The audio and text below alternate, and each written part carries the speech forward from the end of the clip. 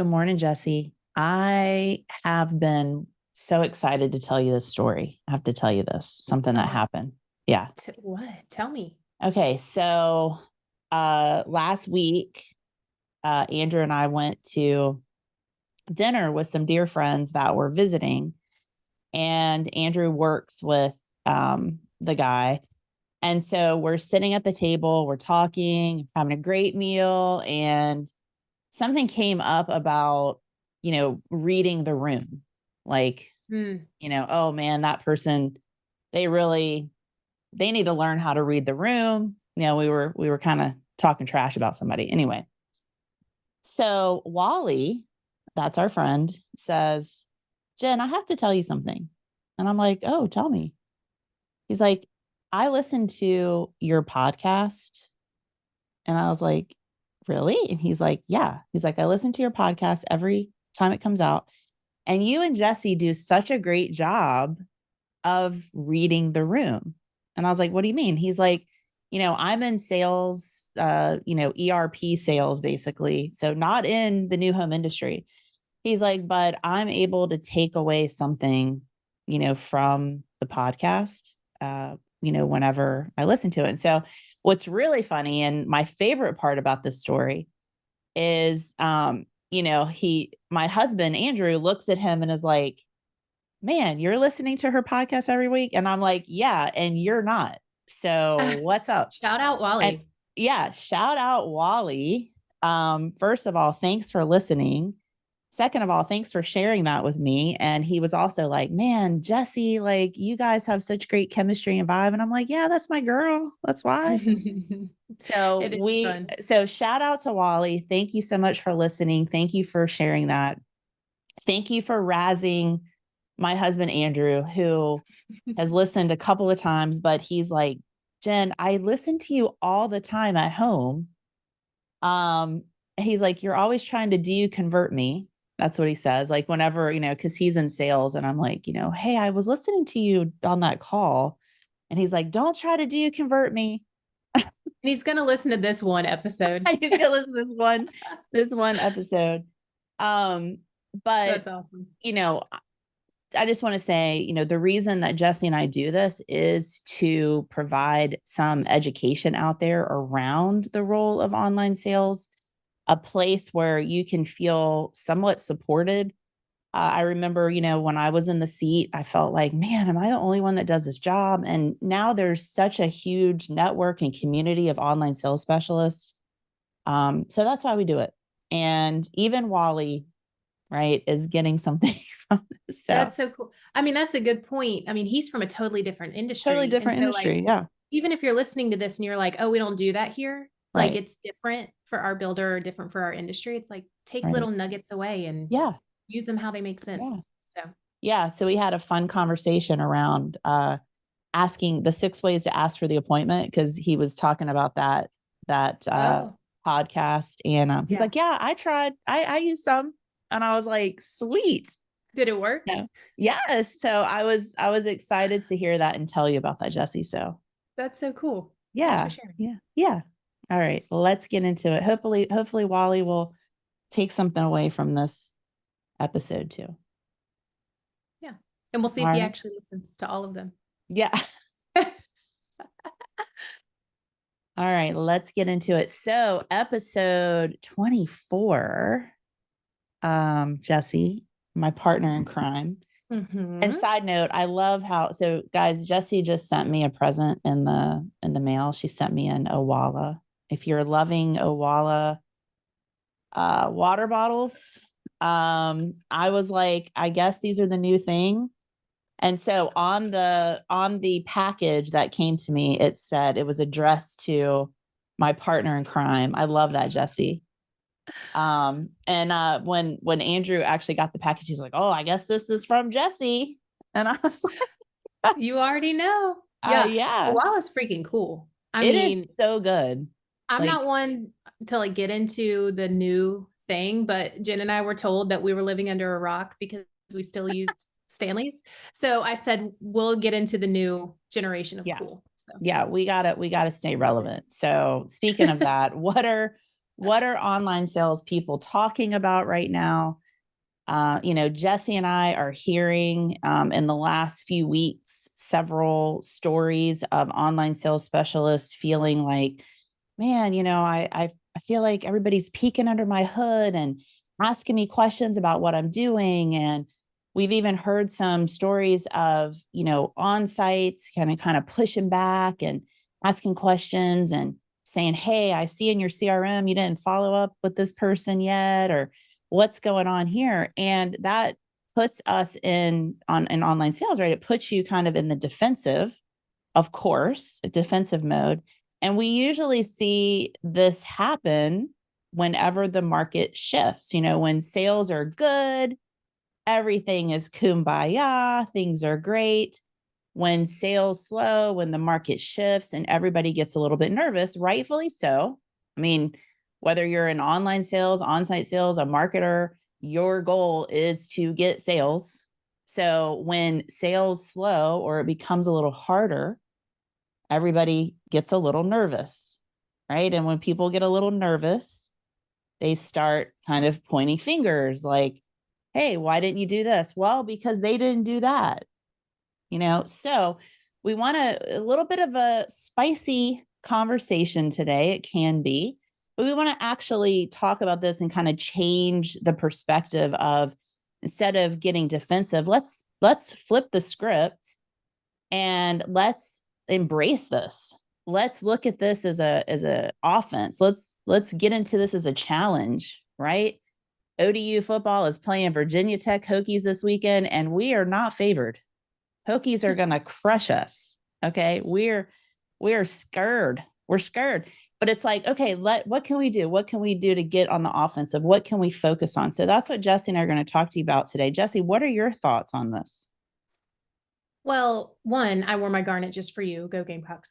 But two, talking about being in the hot seat. I mean, that's kind of what it feels like, even though it's not. It's just like, let's figure out where the break in the chain is, or we all have to hustle to get to our sales goal. And the pressure starts from the top, because as a company, we don't operate without sales. And so if we're going, we really need to tee up all these things to get there. The pressure starts and it just kind of trickles down. And so we have no control over that. I mean, that is just the nature of the business. And what you have to focus on is what is in your control. And that is what you're doing on the day to day. So that if somebody does come in and they do go, hey, we're really slow. What have you been doing? Show me, show me, show me. Yeah. You can quickly go, oh, these are all the things that I've been doing. Here's all the hard work that I've been putting in. But it's like, when I think about it, you guys know when a friend will randomly go, hey, can I stop by real quick? I got something I want to give you, or like, hey, I have a quick question, or can I borrow this? And you're like, uh-oh, hey, I'm in the neighborhood. Yeah. I'm going to swing by. And you're like, no, my house smells like bacon. Yeah. But you immediately go into like frantic mode where you start like throwing stuff like in the closet. You're trying to make your bed and you're doing all the things. Right. And eventually, if that is the strategy that you use, someone's going to open that closet and everything's going to fall out. And so you just have to work on keeping everything tidy as you go and being able to confidently be like, yeah, come on over. No problem. And being proud of it. So I don't know. I'm not much of an analogy person, but that's what I think of when you think about somebody. Yeah. Like Kevin, randomly, if you're listening to this, do you approve of that analogy? I think that's a great way to look at it, right? Because if you're keeping your business in order, right, then at any time, it's like you welcome it. And, listen, guys, online sales is the most transparent position in your organization, right? Can we get an amen on that? I mean, at any time you can listen to calls, you can see what's going on, you can look in the CRM, you can look, I mean, it's pretty transparent. So embrace that and keep your house in order. Jesse, you were telling me recently too about like, you're running and like your half marathon goal, oh gosh, which is coming up. Yeah. I mean, I don't know how someone forgets about that, but alas, here we are.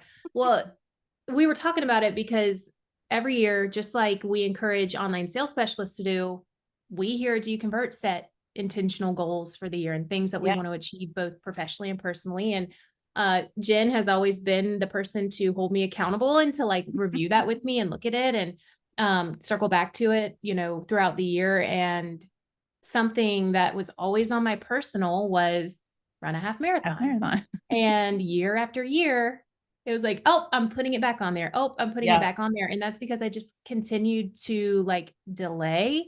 And Mike said something on our team call the other day, and it really stuck with me because it's something that if we're using that specific situation as a reference, he said, what's worse, the pain of discipline or the pain of regret?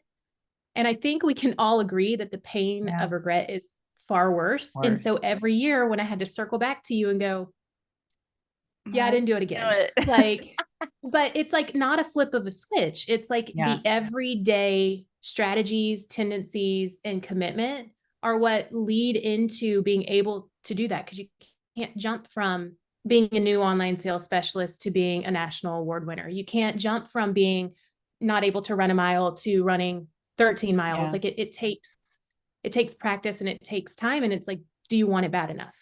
And I finally did, thank goodness. But you get that sense of accomplishment too. Yeah. Yeah. I love that. So first question you guys need to ask yourself, right? Is the pain is the discipline or the pain of regret worth it? Right? Which one is worse? Right? The discipline or the regret? And it said, I have to remember exactly how it was worded. I'm going to butcher it, but it was something like, delaying what you're supposed to do today makes tomorrow harder. Yeah. But not delaying what you should do makes tomorrow easier. And it's like, if we continue to set ourselves up for a harder next day, that just continues to add up till we just crash. And then you can't keep your house tidy. You can't do all of the things. You have to be very strategic and very proactive in being able to do all of the things that we're going to talk about when the market changes, when honestly, the fingers start pointing in a different direction. So, yeah. Okay. So Jessie and I are going to give you guys 5 things that you need to make sure that you are doing to flip the script, get on the offense, make this a challenge, be disciplined, be in the game, in it to win it.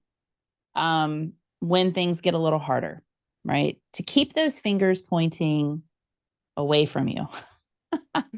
Right, is what we want to do. So, okay, we'll just go kind of back and forth on this, Jessie. Okay, the first one is knowing how to confidently talk about what it is that you do. And, you know, this is such a big one. And we talk a lot about this when we have a brand new online sales specialist in the role, because I can remember so many different times in my career when I was in the seat where somebody would be like, what is it that you do again? Or I would be, you know, at a function, right? And somebody would be like, oh, you work for, you know, the company. What is it that you do? And, you know, even when we're talking with realtors right now, when we're talking with customers that call in, like, oh, can you just get me to the sales exec? You have to be ready to be able to confidently talk about what it is that you do.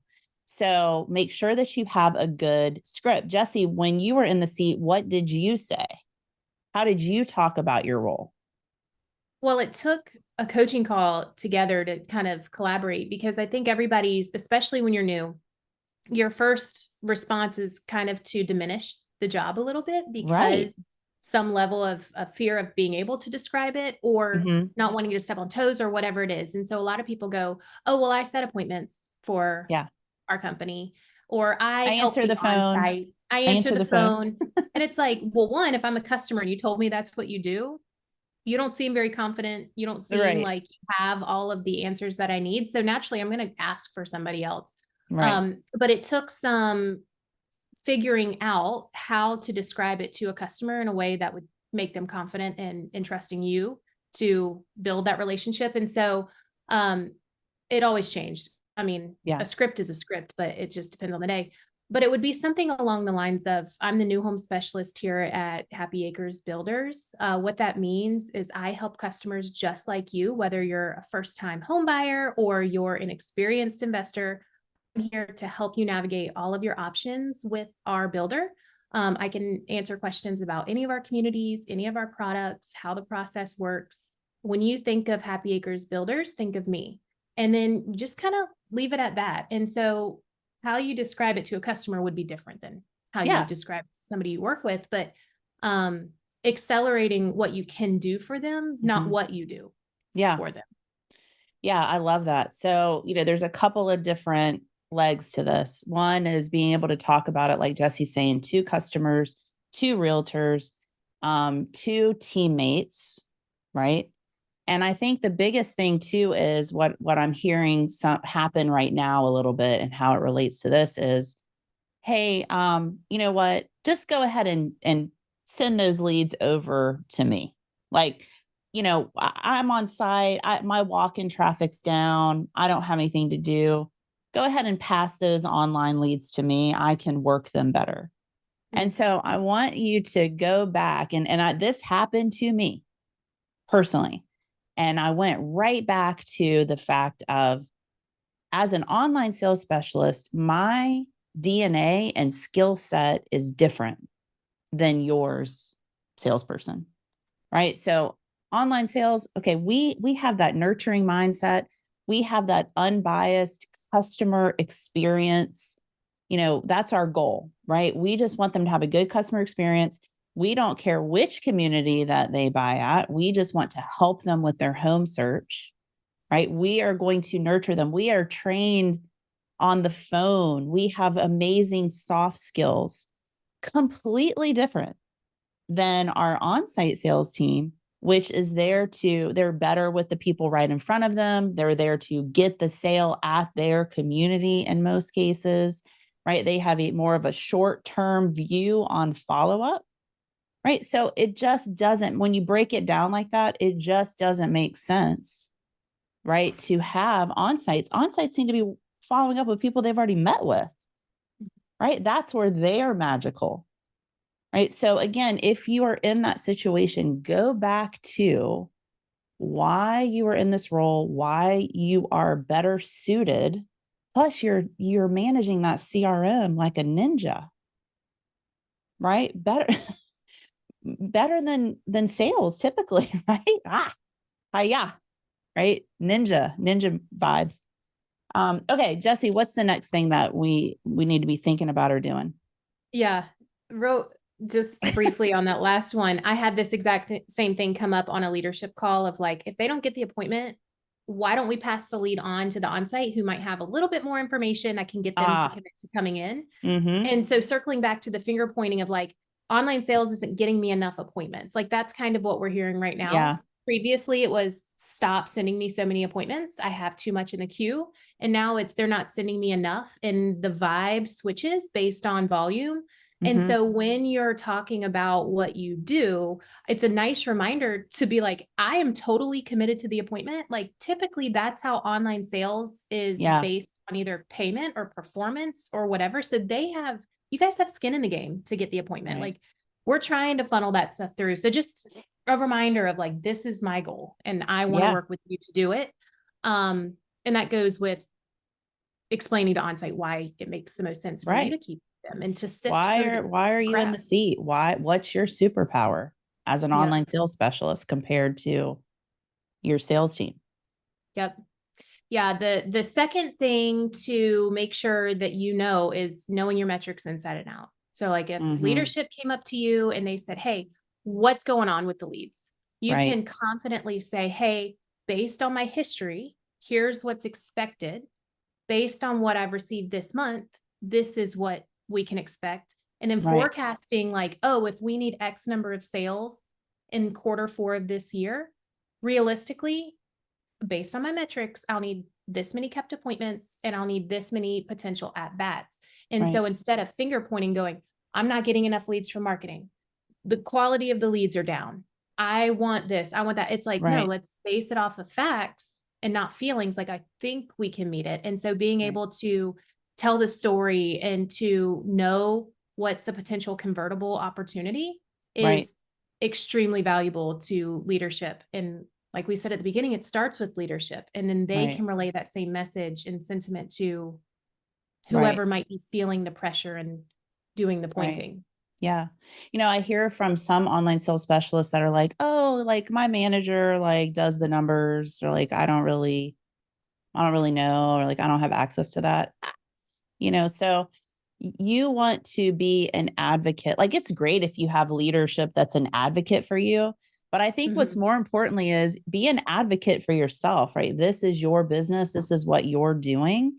And so just real quick, we recommend that how many leads you're getting, what the lead sources are, what your lead to appointment metric is, appointments that you've set, appointments that have shown up, any sales that have come from your appointments in that month, and then overall contribution to your company sale.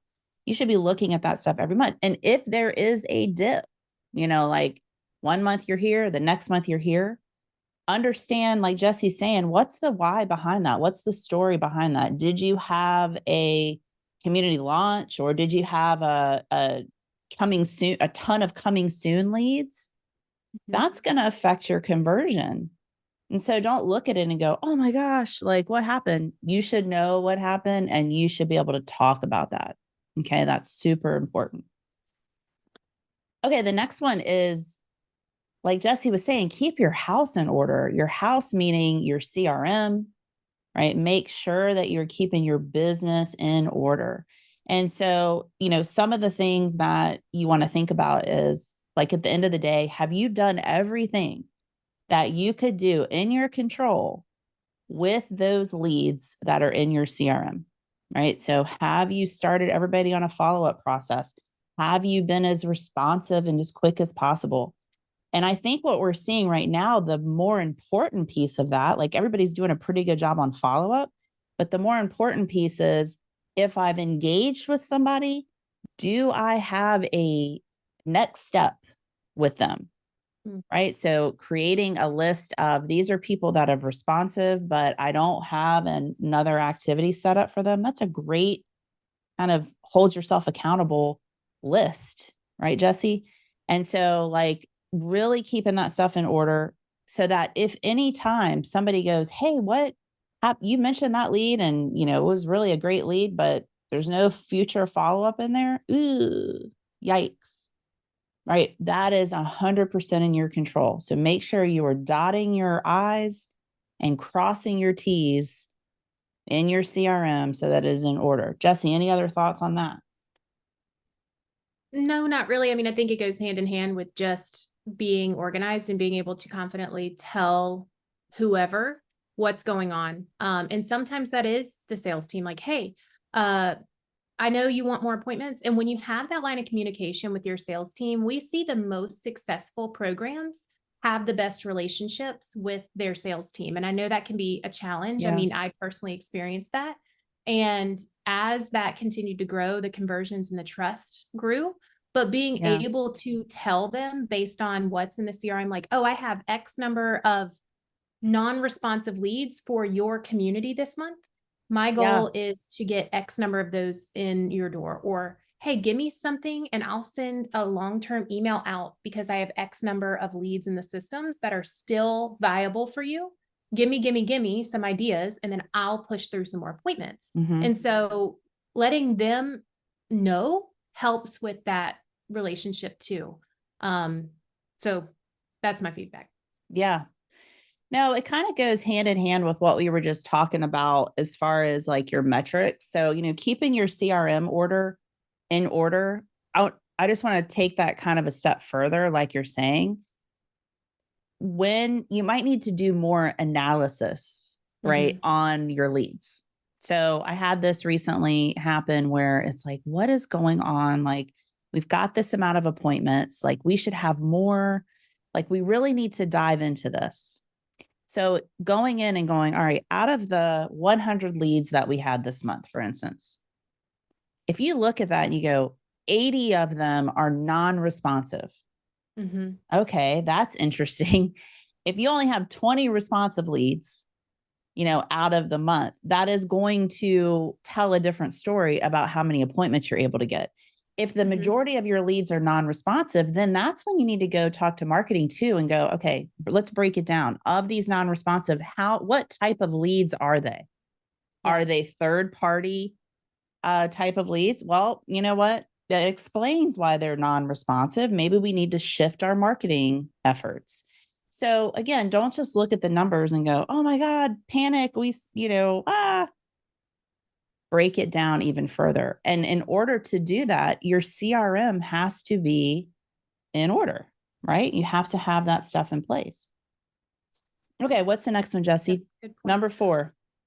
This one can be hard if you cover more than your local market, but staying in front of your sales team, showing your face, and not just your sales team, your leadership, your marketing, your peers, like everyone, go visit your communities. I mean, there's really nothing like looking at it in person. And so one, you build credibility with your customers because you're naturally more confident, and then all the other things happen. But also, you can do this virtually. Like I worked in our central location when I was an online sales specialist, and I had markets that were 4, 5, and 6 hours away. And yeah, it was great to be able to see it in person, but the reality of the pros versus cons with my time, it didn't make the most sense. And so I still made a point to build that relationship, to even just pick up the phone and call them and say, hey, how's it going out there? Yeah. Anything struggling? Anything I can help you with? Because as soon as you're not in the picture, out of sight, out of mind. And then when things start to struggle, then it's like, wait, where's that person again? I haven't heard or seen from them in quite a while. I haven't heard from, I don't know what they're doing.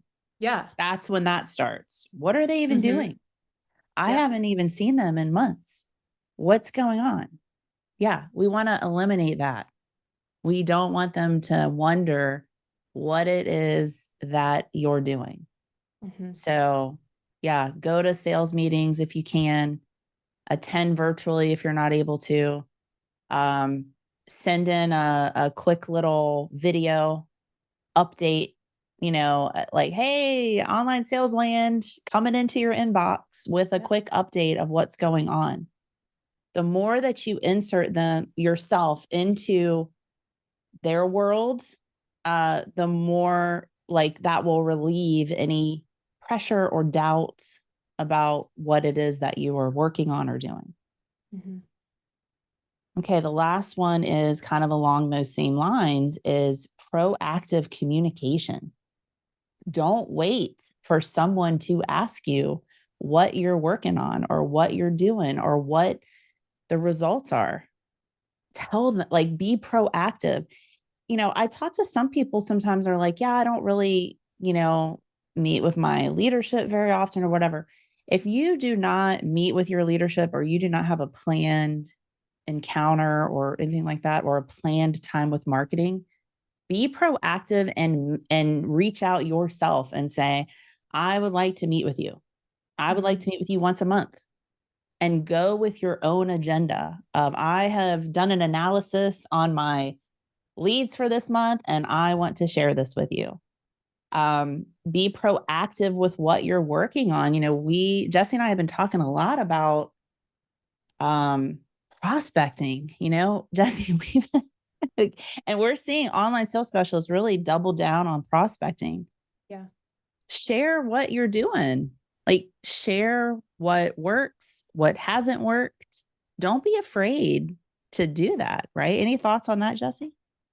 No, I think it's natural to just go, well, if they're curious, they'll ask. And it's a good reminder that people are busy just like we are. And so if we're not making it known, then it's just kind of like, oh, they're fine. They're living under their rock. And then when things do slow down, that's when the panic button goes. And so if you make sure that you're intentional about all of the things that we talked about, then you shouldn't experience that market change that it happens every year. Everybody feels the same way every year, no matter the market. It's just the seasonality. And so I think, if your gut reaction to hearing some of these things are like, uh-oh, then that's a good thing, because that means you have one, situational awareness, like we talked about at the very beginning of, I've got some tidying up to do, and that's okay, because that means I'm going to make one step in accelerating our business, and that leads to customer experience in the long term. And so step one, awareness. Step two is action. Like, pick one thing to start with that you know is going to make the biggest impact, and figure out a way to do it. And then circle back once that becomes a habit, start with the next one. Like, you can't try and do everything at one time. And then next year, when the same thing happens, you're going to be in a totally different place. Yeah. Your closet will be a little bit tidier, right? Yep. You'll be ready. You'll be ready. Yep. Like, come one, come all, come on over. You're in the neighborhood. Stop on by. I'm not in my pajamas right now. I can't promise that. True. I may still be in my pajamas. That is true, especially on Sunday. So, yep. Okay. So just to kind of recap this, and then we're going to move on. Know confidently what your role is, why your role is important in the organization, be able to talk about that confidently is the key word there. Okay. Second thing is know your metrics inside and out, tell the story, understand the why, lead sources, what's working, what's not. Keep your CRM in order, keep it tidy, keep your house clean, keep your closets clean. Be ready for anybody to look in there and understand what's going on. Use it as an accountability tool for yourself. Make sure that if somebody's engaging with you, you are doing everything you can in your control. No lead left unturned, no lead left behind. The fourth one is show your face. Get out from behind the computer. Get out from behind the phone. Get out on site. Send in a video. Send a pigeon. Whatever. Get out there. And then the last thing is proactive communication. Don't wait for somebody to ask you what you're doing. Tell the world. Tell the world what you're doing, and embrace it. Don't be afraid to talk about it. All right, Jessie, we've got a video mailbag. My favorite thing. We got a video mailbag. Let's see what we have here. I'm going to pull this up. Is this coming through? It is coming through. All right. This is Lena, online sales specialist. Let's see what she has. Hey, OPT, I have a question for you. What is the difference between an adequate employee and a valuable employee? She must have read that book, Valuable Employee. Oh, weird. Oh, weird. All right, Jessie, what are your thoughts on this? Oh, speaking of that book, I have it right here. Oh, so well, listen. no, Okay, wait. What's the book called so that everybody can, if they want to get it, we'll put it in the show notes. Yeah, it's called 12 Habits of Valuable Employees, the roadmap to an amazing career. And it's short and sweet, and it's super valuable to read through. And it helps you understand that some of the things that you may think are traits that make you valuable are really just something that makes you adequate. And that's hard. That's a hard pill to swallow, because you go, I think I'm doing a good job. And then you're like, oh, wait, I can be doing more. And that's what makes your value. And so I highlighted a couple of things in here because I watched that video before we hopped on, and I wanted to just read a couple of them. And so they have a whole list of adequate versus valuable employees. And I don't want to focus on a ton of them, but a few of them are: adequate employees do what they're told. They get along reasonably with everybody. They don't cause any problems. They create value relatively equal to their compensation. And so it's like, okay, they're doing their job. They're doing their job. Adequate. Check in the boxes. They're going to keep their job. Right. Doing their job. Right. Like, okay, fine. Yep. Right. But a valuable employee looks to maximize potential and resources. They proactively and systematically solve complex problems. They create new efficiencies in everything they touch. They inspire and motivate others. They creatively make everything better than before. They eliminate obstacles to facilitate peak performance, and they deliver an exponential ROI. And so all of the things I think that we talked about are ways to show your value to every division in your company. Right. And it's easy to get, and I've been there, and I'm sure you felt this way before, Jen, when you were working as an online sales specialist or really in any job. It's like you get in the grind of the day and you're like, I have these 3 things I need to do, and you get them done and you're like, okay, good. I feel good about it. But it's like, what am I doing that's a little different? Like, what can I be doing that I'm proud of, that I can tell leadership? And I think that's the difference. Yeah. What do you think? Well, I think you're absolutely right. And you're very good at this. Like and just to go back to what Jessie was saying, like you're checking the boxes, but then it's like, all right, is there anything else I could do to help? Jessie always is like, hey, like anything else I can help you with? Do you need anything? Right. So when you translate this over to online sales, a couple of things that you said stood out to me. One, creating efficiencies, making, your work, your process better or more efficient. If something seems hard or like, man, like seems like this is a lot of steps or like it seems harder, right? What could you do differently to make that process better, more efficient? Motivating your teammates. If you are part of a team, what's your team dynamic? Could you be reaching, you got your follow-up done. Could you reach out like, hey, do you need help with anything? We've got prospecting we need to do. Is there anything I could help you, creatively or, what's going on? How are you feeling? Or even just giving them a fist bump of like, hey, I just want to remind you, you're doing a good job. Interacting with your sales team, reaching out and saying like, hey, how did those appointments go? I would love feedback. Anything that I could do better on my end.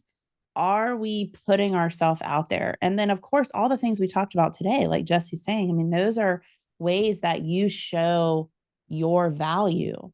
Could you just, manage your leads and do your process? Sure. Right. And you'll collect a paycheck and go about your day. But you want to be irreplaceable. Do you feel at the end of the day, like, man, like you're irreplaceable, you're better than a bot? We talk about that, like you're doing all of those things. So I love that. Check out that book. It's inspiring. It's great reminders. All right. Skills check. You better check yourself before you wreck yourself, as Ice Cube says. Jessie, what's our skills check this week?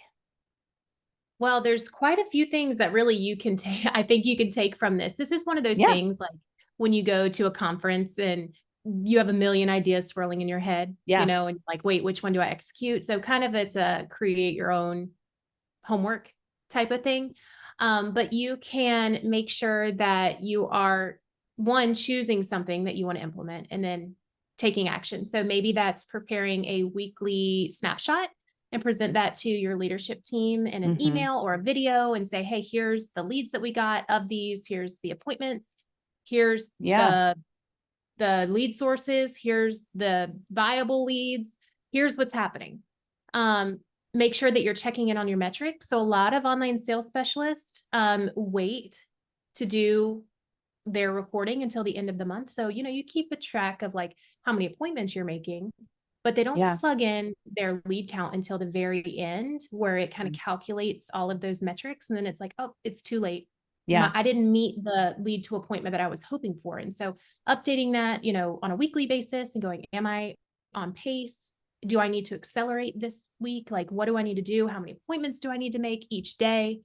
And then just like, what is the word on the street? What is the customer vibe? What are the objections we're hearing? What's important to our customers? And then creating a strategy around that. So I know that was a lot. Well, I think what I would do, Jessie, you make some really great points. I think, guys, that should be your snapshot. Like, okay, at the beginning of the week, you sit down and it could be bullet points. Here's a quick check on my metrics. Here's the vibe check from the customers I'm hearing. And here's what I'm working on this week. And you send that out in an email to leadership to marketing to sales. You do it in a video email format, which is even better because then you're putting your face into their world. And you just do a quick little snapshot. I'm not saying you need to take a long time on this, but again, that is proactive communication to where nobody's going to wonder what you're doing or what you're working on. So that's your skills check for this week. That's your homework. All right, Jessie, any other thoughts from you as we close out this session? We have this running thing that we say you're the CEO of online sales. Yes. And we say, you're the chief everything online, but yeah, while that sounds great and silly, you truly are the CEO of your leads. Even if you're on a team of people and you've got a manager, let's just say you still are the person that has 100% access and you're responsible for that targeted list of leads that marketing and the company has paid for to get to you. And so it's on you to take accountability and do everything that you can and really treat it like your little tiny business inside of a really big business. And we all want to be successful. And so I just think the world is I love it. Chief everything online, chief everything online. And my final words to you is don't wait for somebody to advocate for you. Advocate for yourself. Be the CEO of your business. Talk about it yourself. Know everything inside and out. Take ownership of your role and your responsibilities, and you'll be a valuable employee. So, all right. Thank you so much for listening, everybody. Hey, also, if you have made it this long and you're still listening, do us a favor, go on, give us a review, like, subscribe, and don't forget, like, if there is a topic that you want us to talk about or a guest you'd like us to have on, send us in a video email or just a regular email if you don't want to do a video, but send us in and let us know, you as an online sales specialist, what do you want to hear? What do you want to know? What can we help you with? We are here to serve you and support you, not sell you, right? Help you, not sell you, as Kevin Oakley says. So, okay, y'all have a great day. Thanks, Jessie. See ya.